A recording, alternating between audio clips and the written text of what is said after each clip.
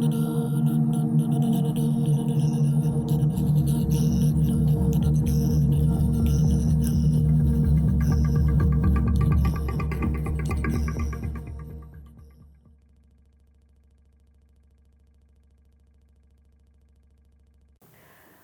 I'm Sorcha Mackenzie. I'm an artist from Melbourne, and today I'm here with Dr. Craig Hassad, and we're speaking about mindfulness. Craig, what is mindfulness? Well, mindfulness could be described in a lot of ways, but people most often think of it as a form of meditation, which it is. But it's not just meditation, it's really a way of living. So what it means to live mindfully means to be more present and engaged in your life, to be more aware of what's going on within you and around you, and a way of living that includes living consciously and according to our values, in a kind of a self-compassionate and compassionate to others sort of way. Yeah. Definitely. What inspired you to become involved with mindfulness, or what was the thing that really pushed you to research and get involved? Well, I think it really arose out of my experience as a teenager, and I'd had sort of what I'd now call spontaneous moments of being mindful.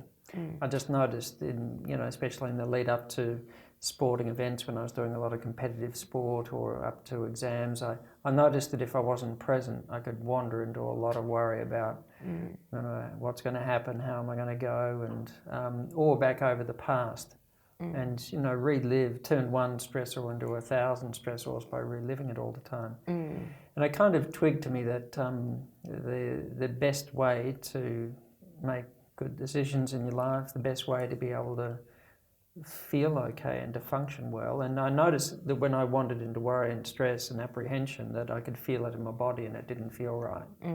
And now what I call the fight or flight response and so on, but I could just sort of feel it intuitively. And so I used to practice what I would now call mindfulness, and just stay present, engage with the things I need to engage with, and in the lead up to big things like exams and so on, is just cultivate a mindful state of mind to take into the exam room. It's the best thing you could possibly do. Yeah, definitely.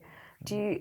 How do you think that people can that's the best way to approach becoming more mindful and incorporating that into your job or your life, no matter what your career or what you're interested in doing? Yeah, I think if people can take some time out for some mindfulness meditation, I tend to suggest to bookend the day, before you get into your working day, and too far, to have some time, whether it's 5 minutes or 10 minutes or 20 or a half an hour, but to take some time to practice some mindfulness meditation in the morning as a way of moving into the day mindfully. And then between the end of the main part of the day and whatever you're going to do that night, then to have another period of some mindfulness meditation as well.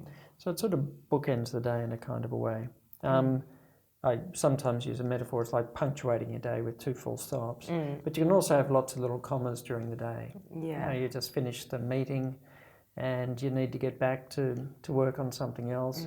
And so when you get back to your office or wherever you are, you just sit and have a half a minute or a minute of like a mini meditation to help you to sort of engage with the next thing before you do something creative. Just to have a few moments of being silent and be in touch with yourself so you can engage in a conscious way with what you're going to do. Yeah, definitely. And what are the sort of obstacles that are kind of getting in the way of people being mindful? Because it is I find it is really easy to sort of detach or just be overwhelmed by anxieties and worries, and what can we avoid that is really stopping us from becoming mindful? Yeah, well, when we're not mindful, we'll put it this way, when we are mindful, we're very much connected to the senses. So it means that we're seeing what's in front of us, we're hearing what's going on around us, we're tasting the food. So to be mindful means to be engaged through the senses with what's happening in the present moment. So it means also that we can be aware of what's going on in our mind. And so there are some thoughts that come into the mind that need attention because they're useful, creative, insightful thoughts. But there's just so much dross going on in the mind. You don't need to practice too much mindfulness meditation to actually realise that the mind's talking to itself all the time, worrying, speculating, replaying things, reliving things from the past. There's a term given to all of that. It's called default mental activity. But it just means the mind unhooks and it goes off into its own little world. And there's a lot of default mental activity in states like anxiety and depression, etc. We give it names like worry and rumination. So we need to start to recognise that. If we start to notice it, how much of it's going on, then that's a sign of being mindful. Yeah. To actually see. But if we can sort of cultivate a gentle sort of attitude to it, not a critical, judgmental, reactive attitude, but just to notice it in a gentle kind of way, but just to recognise that it's repetitive, it's unhelpful, it's distracting from the things that are important to us, etc. Then it's not so much a matter of trying to get rid of it, because the harder we try to get rid of it, the more we actually feed it. So it's more a way of being gentle about it, but just preferring to be interested in something else. Yeah. And if we're doing something simple like walking down the street, it might be just coming back to feeling the sunshine or the wind on your face or hearing the birds singing in the trees. But if we're doing something related to our work, it means to bring the attention back to the work we're doing. So it's really a very simple thing, but it's just choosing in a discerning way, perhaps what to give our attention to and what to leave alone. Yeah, definitely. It's very interesting. With art practice, I find that it's like can often be this very kind of blurry line between what is a positive thought and what's a negative thought. Like you can achieve incredible concentration and flow and be very present when you're creating art, but I find sometimes that I need to just put on an audiobook in the background and to have something to occupy my brain, because otherwise I'll just go into a spiral of thoughts about worry and like paranoia and like thinking about things. And it's difficult because sometimes when you're making work, it's this introspective experience and it's very hard to discern what is this a positive rumination or is this me obsessing over something? And I think, I think it could sort of maybe a sort of thing that a lot of artists kind of experience because you're involved in your work, but you don't get too involved. And What's your state of mind like though when you have a really creative inspiration? It's very positive, like it's very clear, definitely. It's very clear, very positive. In what way is it positive?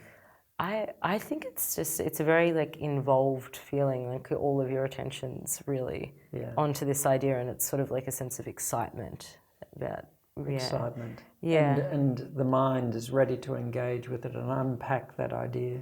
It's like the seed's there, but the whole thing is there ready to unfold. Yeah, definitely. And your creative process is like an immersion in that.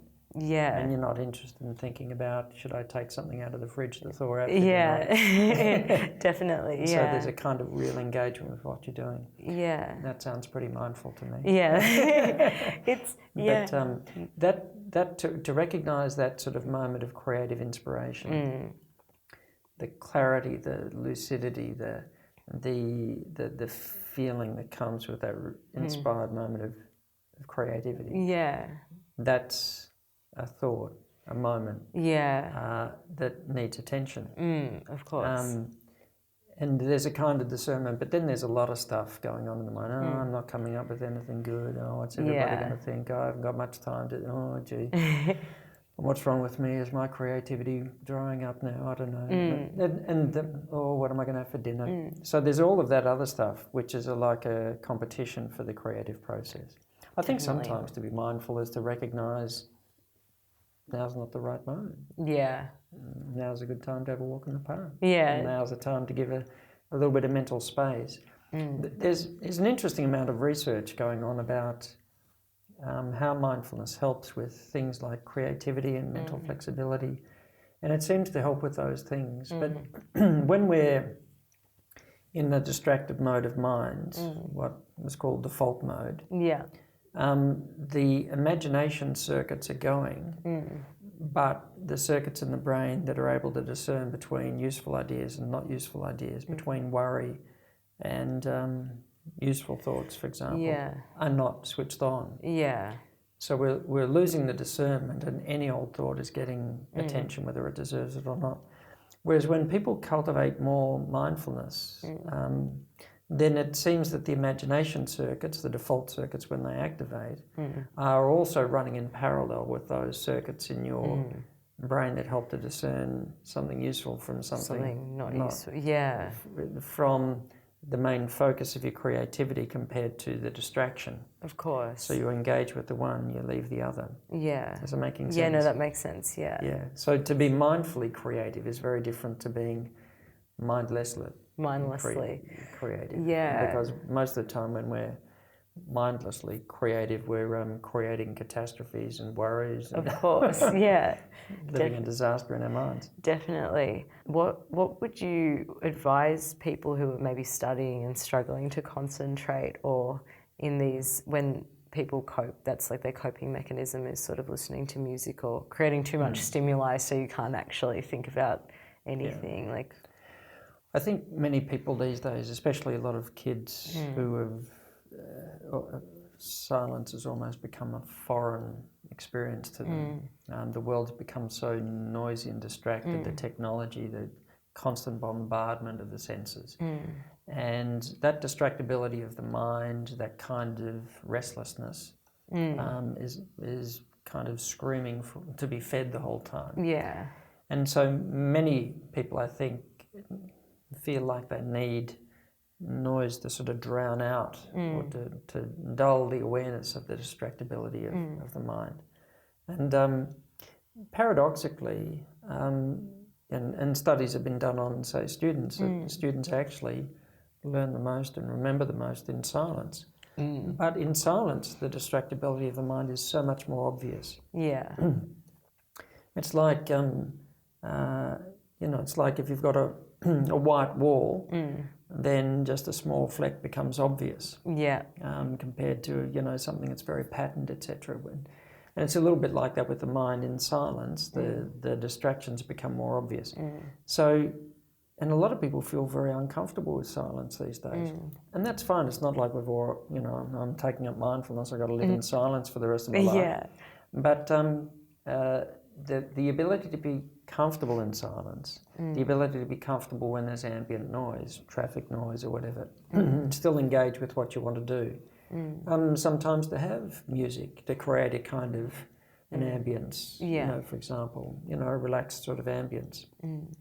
I think it's helpful to be flexible. Yeah. But I think sometimes these days we get a little bit too dependent on technology and noise and distraction that we've almost forgot what it feels like to just be in the presence of ourselves.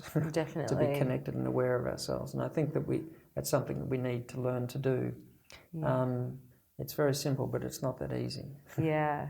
I recently saw an article, I think it was last year, about a virtual reality program for meditation. And I thought it was interesting because it kind of seemed like the antithesis of meditation, which is almost like a very internal thing. Instead, you're kind of putting yourself into another world and completely escaping to be able to find peace. And I was wondering what you thought about this, because it was an interesting concept, and I didn't know how to take it really. Yeah. Look, I think that's an interesting new frontier. Look, if smartphones are addictive for young people, I think the potential is that stuff like virtual reality will be like crack cocaine for young minds. Look, I think there will be, and a lot of this is really speculative yet, so there's a lot of promise. And I think there will be some very useful applications for virtual reality, and some of those are already being used in helping people with, in rehabilitation, helping with phobias and various things. And I'm sure it can be very entertaining as well. But at the same time, is it going to help us to be more mindful, or is it going to be something where we immerse in an artificial world and become less and less connected to the actual world that we're living in, the actual people, the actual relationships, the actual tactile environment we're in.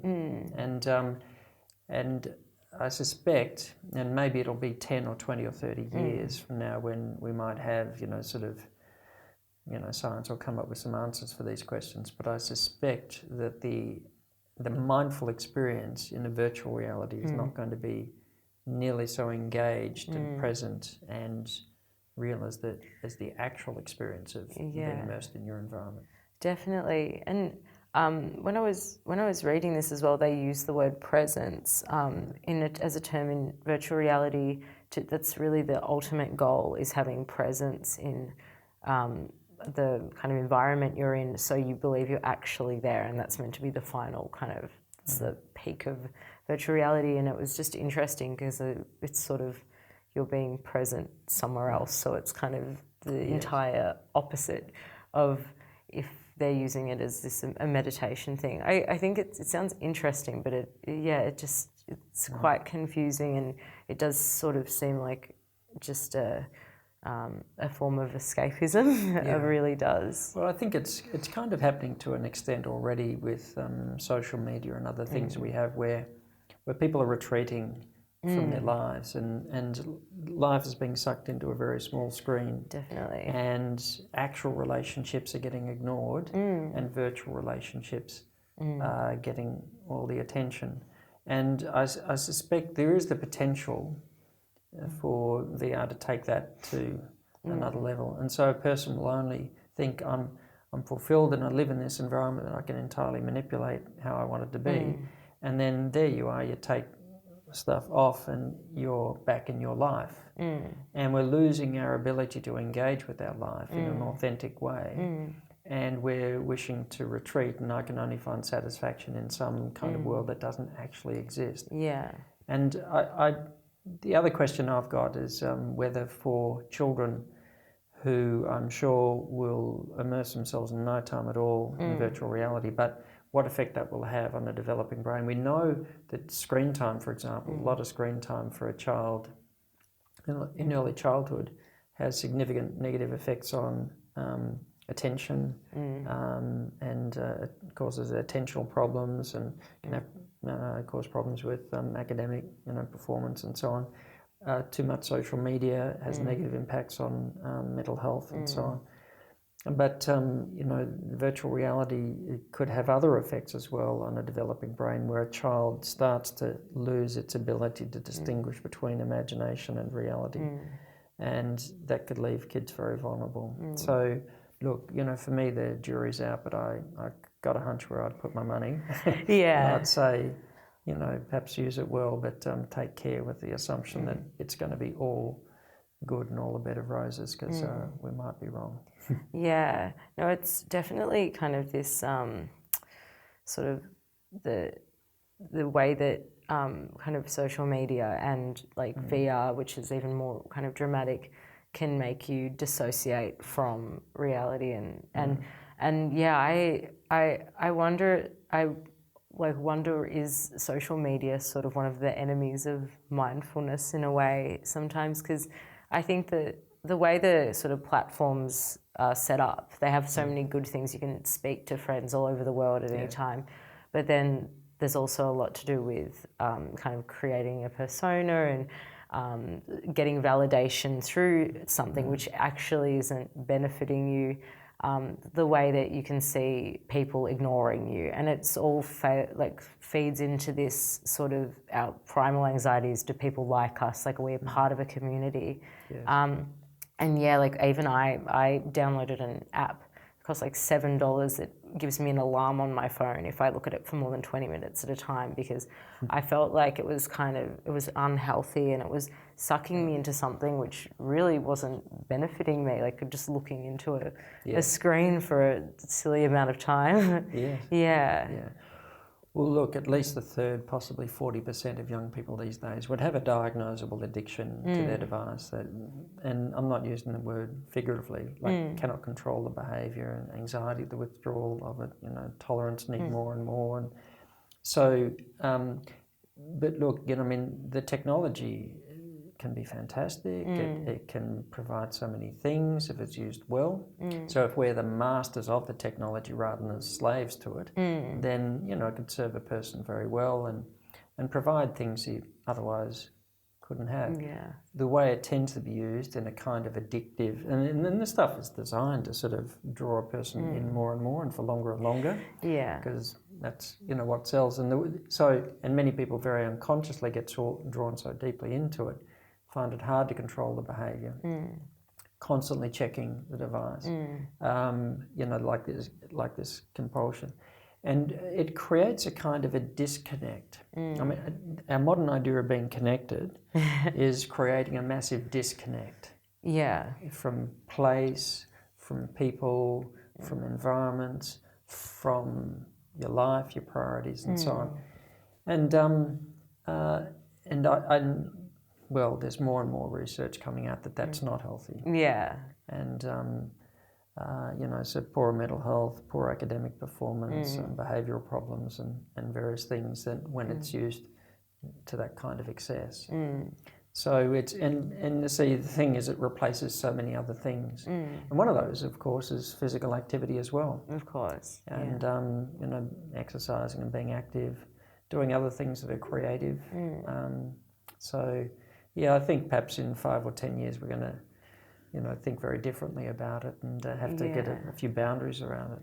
Yeah, I think it's can be easy sometimes to justify using a lot of social media because you can find a lot of like sort of success and work by like having a really good Instagram account. So you can like when I post art on Instagram, like sometimes I sell pieces through there, but you really have to be kind of disciplined with yourself and being like, well, it does help if I'm posting my art on here like once a week, but it doesn't really help if I'm like up at 3 a.m. just scrolling, being like, I feel so bad and this is making me feel a bit better. Like, so it's really, I guess it's like trying to like find the discipline to be able to say this is not, and I guess that's mindfulness as well, being mindful of what's actually helping you. Yeah, to be self-aware enough to notice the effect on your mind and your body, and to notice, you know, what's actually going on enough to make the conscious decisions for oneself.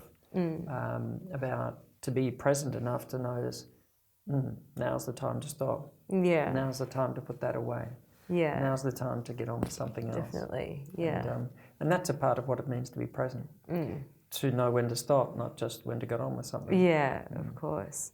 And sort of speaking about unplugging, like I found this concept quite interesting in terms of mindfulness, because I suppose it's almost a form of, it's sort of a meditative experience in a way. Like the concept that was explored by a lot of like romantic period artists and writers of the sublime, and Edmund Burke wrote about it as this sort of almost supernatural experience of awe and a little bit of terror when you are usually faced by something spectacular in nature. So probably the biggest sort of demonstration is the portrait of it's called A Wanderer Above a Sea of Fog by Caspar David Friedrich. And he's standing on this precipice looking out into a sea of fog, and it's just that feeling of being completely almost present, but in this awe. And it's very, I guess it's really hard to describe in words, but I feel like these kind of experiences, like people who do sort of now adventure activities pursue them, and I thought this kind of, I guess, are these sort of very like good pursuits in mindfulness, or is this more so just trying to overwhelm yourself and escape everything? Like, look, if we mean escape, like escaping from our worries, when the mind's constantly ruminating and worrying, the mind is escaping from reality. Because there we are, we're lying in bed, and what's happening in the present moment? The body's on a soft mattress, the head's on a soft pillow, we're under a warm dinner, and it's a quiet room. That's all that's actually going on. But in our mind, it's escaping and going off into its own world. And so very often I think things like the natural environment, things that really stretch us, the sport we play, the rock climbing where your attention's got to be right where your fingertips are meeting the rock, etc. Very often people do those things because it brings them into the present moment. So I don't actually think of those things as being escapist. I think of them as actually being connecting. Yeah. You have to be present to do those things. And the effect on the state of mind, the effect on the sense of feeling alive and engaged, the effect on creativity, very often just a a few moments of being really like completely present and connected can give enough creative insight for a long time. And that's the really great creative artists and scientists and so on as well, incredibly observant. They notice things, you read Little Gidding or something, there's this kind of incredible sense of being present and the power of observation and to notice subtle things. And I think that's what real creativity comes from, is taking those moments of connection, those moments of insight, and being able to unpack it, unfold it, to see the connection between disparate things, two things that seem to be separate, but the things that actually connect them. And so I think that when people are doing that, it's actually about connection, not escapism. Definitely. And I think that we need to have those things in our day and our life that do help us to connect every day. Do you think with mindfulness, can it be, and sort of on that point, like a collaborative sort of experience? Like if you're doing something artistic or you're a band, I think that sometimes when I've done collaborative projects together with people, I sort of get even more in the zone than before because you feel like you're connecting with the person. Would you recommend, if someone wanted to explore mindfulness and learn about it, they do it with a friend, or what's the best way to? Well, apart from learning with a friend and being able to bounce off each other and share insights, and that can be a great way to get that momentum to learn about mindfulness. But also when people are doing things together, like when you're in a team and the team's really connected, and it's sort of like, could be 5 players on a court, could be 18 players on a field, but really connected, really present to what's going on around them. That's mindfulness. Yeah. When people are dancing or moving together, that's mindfulness. You got a band that's improvising together. I mean, improvisation is like the ultimate mindfulness because it's happening in the moment. Yeah. Even when an orchestra, for example, are playing the same piece of music they play every night, but if they're in the moment, there are subtle nuances and differences every night in emphasis and so on, and they're connected with that, and that's what makes a truly great performance, not just a kind of a repetitive one. Of course. Yeah. And so I think to be mindful with others. In fact, to be mindful means to be connected to others. And I think that's too where the whole area of compassion and empathy comes in as well. To be truly present to somebody else. I often think to myself, you couldn't be truly mindful and cruel to somebody at the same time. Because to actually be paying attention means to be aware of what's happening for somebody else. Yeah, definitely. And that empathy, that compassion is actually a very natural human state. Yeah, definitely. I feel like, in situations always sort of if you're worrying about something or you're kind of annoyed at someone, if you can make yourself sort of look at it from a more compassionate angle, I find it always will work out better for everyone involved, opposed to just like fuming about something or someone. And when we become more mindful ourselves, we start to notice our own foibles and our own worries and anxieties and so on. And if we're cultivating mindfulness, we notice those things, but we cultivate a kind of self-compassion, a kind of acceptance and gentleness with which we notice those things. Because we're human. We've all got the human condition. And it's a real sign of being more mindful when a person starts to notice that more in themselves, but then they start to notice it more in others. Of course. And they realise, oh, I know what that feels like. Yeah. Now I can see that person getting anxious about something because they're so caught up in what they're worrying about the future. It's sort of like, I know what that feels like. So very often there's sort of growth of mindfulness means that people start to become more tolerant and patient with others, more compassionate with others. For sure, which is a very good sign. Yeah, definitely. If you were having a bad day where you were worrying about something which was fruitless that you couldn't control, and you knew it was silly to be worrying about this, how would you use mindfulness to help help yourself feel better and kind of worry less about these? Well, thoughts? one of the first things is to feel comfortable with not feeling okay. Now, that might sound like a paradox, but if, when we cultivate a sort of an impartiality, a kind of acceptance, that means that if there's an uncomfortable feeling or emotion, then we're okay with that. Yeah. If that's what's present, then that's okay. So in a sense, there's not an anxious desire to change or get rid of a state, rather than learning to, in a sense, be able to be comfortable in the presence of it. Somebody might be getting up to give a speech, and there's a wave of panic and fear. Now, there's either a wave of panic and fear and no, stop, and the harder we try to get rid of it, the more it escalates, which feels awful. Or there's an ability to just sit and just notice, there's a wave of panic and fear. Yeah. And it's okay to be a human being, having a human moment. And there's the mind, well, what's going to happen? It's just like, there's the mind project. Just come back to the moment. Just listening to the person who's introducing you. Just engage your attention with what's happening. And just allow those feelings to be there. So the first thing is cultivating a kind of a gentleness with which we notice those uncomfortable states, because it's not about trying to make it go away, but just giving it space to be there. But what do we give our attention to? Well, what we're doing, even in the presence of that. So, and what can help as well, of course, it makes it easier if we practice some regular mindfulness meditation. It makes it easier to work with that stuff in that sort of way. To allow the simple moments in our day. We're walking from one thing to another. It's either walk and spend another 5 minutes worrying on the way, or it's just walk and create a space in your day. So even mundane moments can be a great way to cultivate more mindfulness in our day, and to cultivate a state of mind that helps us to engage with whatever important thing it is that we need to do at the end. And so that takes a little bit of time to cultivate. And I mean, we're all a work in progress as far as that's concerned. Yeah.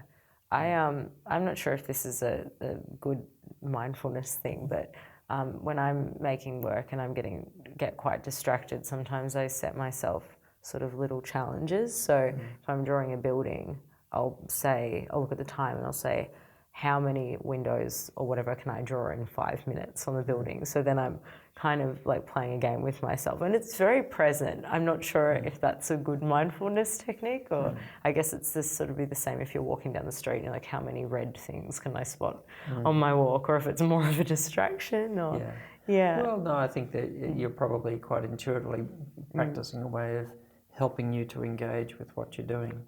Because if you're working on whatever you're working on, and you're thinking about lunch or something else, then all of a sudden you notice, I've extended the windows right out from the building. That's that was not what it.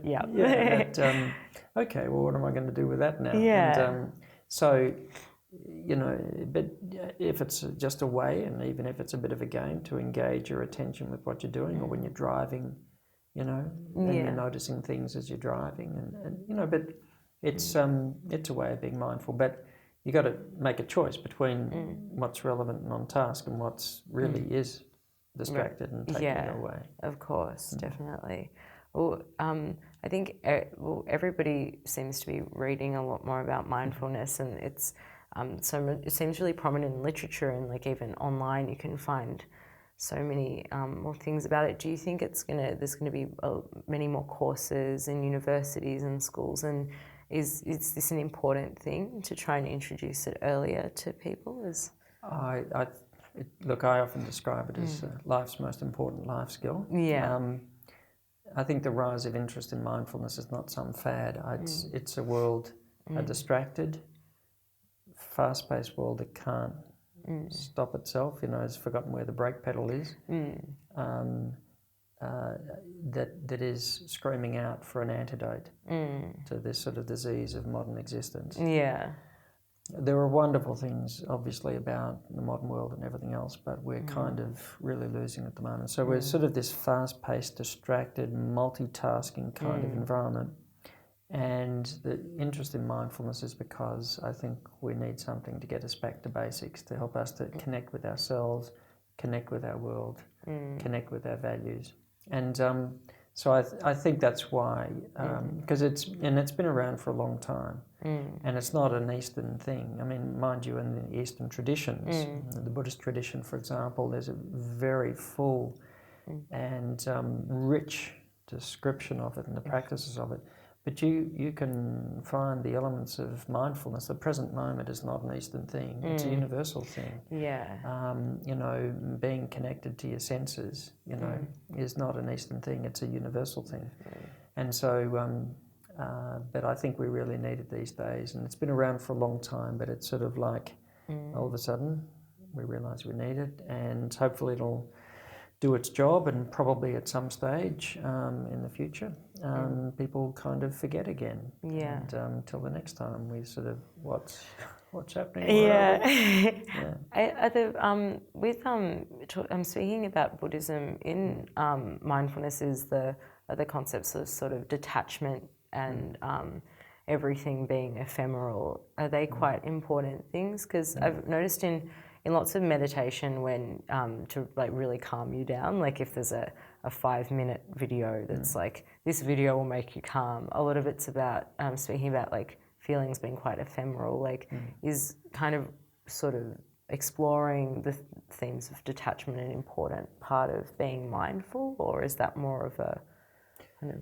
Look, I think, I mean, if a person goes into it deeply, you start to ask those questions. Most people, when they start to practice mindfulness, will start to discover those things for themselves.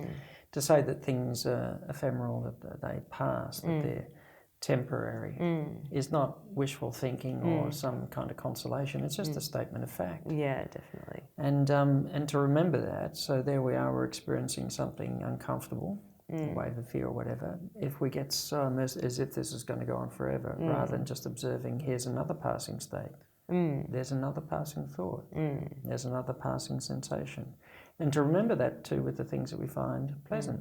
Yeah, definitely. Because think, oh yeah, I want detachment from the stuff I find uncomfortable, but then we get very attached to the stuff we find very comfortable. But to remember that this too will pass. Yeah. And so sort of to live a life and to enjoy and savour the things when they're there, and to sort of have the ability to let them go when the time has passed. To enjoy the food that we eat, but to know when to let it go and to stop. Yeah. Is very important in terms of making healthy decisions in our life. So recognising these sort of deep philosophical truths about the transitory nature of existence, about the fact that there's an aspect of us that is sitting back and observing, and there's another part that we're observing, thoughts and feelings and sensations, but to actually rest in that sort of stability of the simple awareness that's much less touched by it than we often think. These are very deep, but I think important sort of bits of wisdom that we need to come to. Definitely. Yeah, no, it's a very interesting conversation regarding. Are you very interested in Buddhism as well, particularly, or? I would say that I'm very interested philosophically. Yeah. So I have a great respect for all of the world's great wisdom traditions. Yeah. Wherever they are, and the more that I look into them, and it could be looking at what's in Buddhism and looking at what's in, you know, the West's wisdom traditions and the traditions of the Middle East and so on, and you look into them more deeply, and the more I look at them, the more they converge. They come to the same sorts of deep, profound insights. So I just see it as wisdom doesn't have any borders, boundaries, and any time period. It's sort of like it's always there, and so I guess I'm very eclectic in my interest in Buddhism, but other world's great wisdom traditions as well.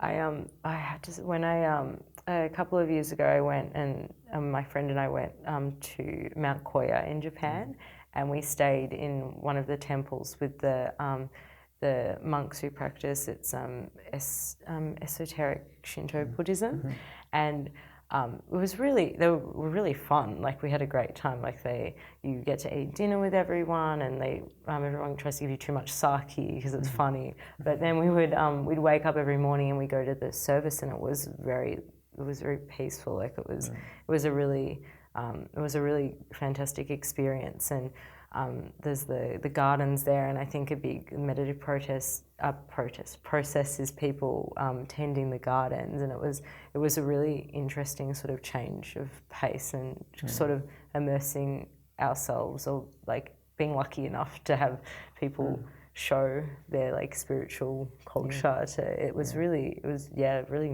lovely. Oh, it's very striking, saying that Japanese traditions, for example, of mundane things, making tea, calligraphy, and so on, are either done just as a mundane thing, get it over so I can get onto something else. But if you bring a real quality of attention to something, then it takes on a different meaning altogether. Definitely. And in a kind of way, that's mindfulness. It's bringing real presence and connection to something that we're doing. Yeah. So it takes on a different kind of meaning, but there's a different state with which we experience those things. Yeah. And so mundane things sort of become less mundane. Yeah. and they become interesting in their own way. Like, if you've got a really hot dish that comes out of the dishwater and you dry it. I mean, as you dry it, if it's there's a little rainbow that just follows the tea towel. Yeah. There's a sort of the water just evaporates and stuff, and it's just like, they're just simple little things that normally just pass us by because we're not noticing. Yeah. And so the world's a fascinating place. No, it is. It is very interesting. In a kind of way, it's like for children, the world's a fascinating place, but because their eyes and ears are open and they haven't lost it yet. And in a kind of a way, being more mindful is almost like being more childlike. Oh, definitely. Yeah, and I think it's easy to, when it's like you're constantly exposed to amazing things, or like just all this information. Sometimes you'll go to certain places and you're just like, wow, I'm actually here. This is happening, and this is a lot to take in. Like, I guess I love like traveling and like going to see big natural things, and I feel like it's because I like the experience of being present and seeing these kind of natural wonders, and I definitely think that helps, because it is easy to walk around Melbourne, which is an amazing city, and just really be kind of not in tune with anything that's going on, or not really kind of appreciate it. Yeah, we get familiar. Well, we think we get familiar with things, and we stop looking, we stop noticing, and then we turn the world into a dull place. Yeah. It's like we stop looking. Oh yeah, I know that. So but that's a real shame, because there are always things, and like the ultimate thing, I suppose, you're sitting down practicing mindfulness meditation. Every breath is different. Every moment is different. Every sensation is different. It comes and goes. But this sort of ability to be present in it, that's a transformative experience. Definitely. Yeah. I think it can be a problem that I think things that are quite unhealthy and do lead us away from that can be exciting things. Like it can be obviously like partying too much and to kind of escape and distract yourself, or even like kind of getting involved in unhealthy relationships with people because it's exciting. Like I think these kind of things are like really distracting to mindfulness, because it's hard when your brain's getting a certain like excitement about something to be able to be like, oh, I'm really kind of responsive to all these nice little beautiful intricacies around me, because you're getting this big like rush of adrenaline from whatever unhealthy thing it is. And I guess it's important to try and train yourself to avoid those, because it's like a drug.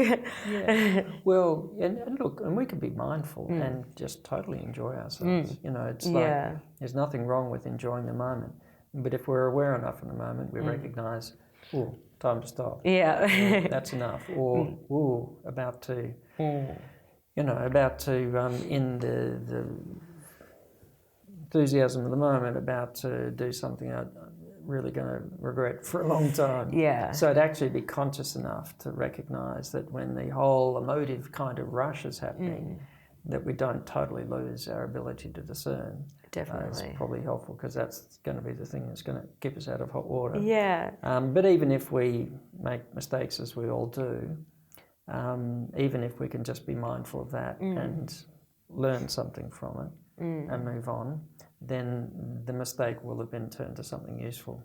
If we just make a mistake and then we just spend the rest of our lives going over it and over it and over it and wishing it was different, then we just add insult to injury. Of course. So,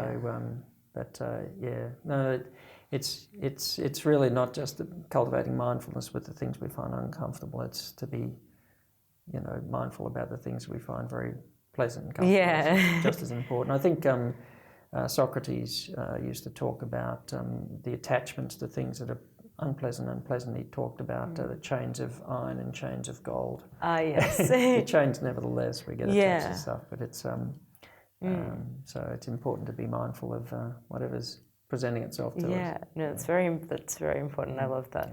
Yeah. That's good. Yeah. All right. Well, it's been lovely chatting. It's been so nice chatting. Thank you so much. Thank you for teaching me and everybody about mindfulness. It's been a really interesting discussion. Oh, thank you very much. Yeah. It's been a real delight. Yeah, thank you.